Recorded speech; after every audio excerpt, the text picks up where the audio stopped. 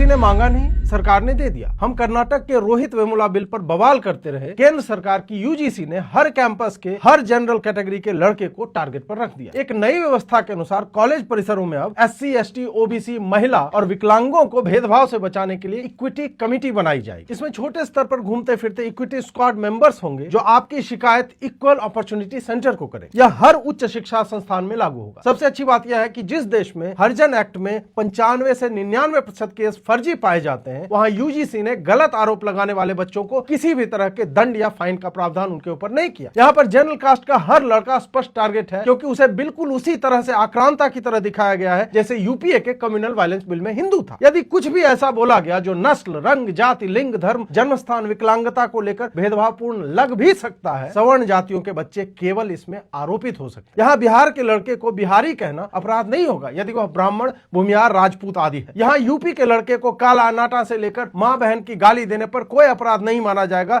जबकि वह उसके प्रतिकार में वही बातें सामने वाले दलित को बोले तो वह अपराधी हो जाएगा। मोदी जी को चाहिए कि एक प्रधानमंत्री जहर योजना चलाएं और सारे सवर्णों को एडमिशन के समय एक एक गोली उनके दांतों में लगवा दें, जिसे वह उचित समय जानकर आत्महत्या कर सके, क्योंकि उसका जीवन तो आपने आरक्षण और हरिजन एक्ट में 72 प्रोविजन डालकर हराम कर ही रखा। कभी कोई IAS तो कभी कोई सांसद सवर्ण की बेटी मांग रहा है, जैसे कि खाना चल रहा है यहाँ पर। सब चंगासी जब तक भाजपा चुनाव जीत रही है। लग तो ऐसा रहा है कि विकसित भारत केवल एक बकचोदी भरा जुमला रह गया है, जिसमें अंबेडकर के नाम के पंचतीर्थ होंगे और प्रतिभा की भ्रूण हत्या होती रहेगी। जो बचेंगे उसे कांग्रेस का कानून मारेगा, और फिर भी जो बच जाएंगे उसके लिए कैंपस में आपने इतनी अच्छी व्यवस्था कर ही दी है। नमो नमो।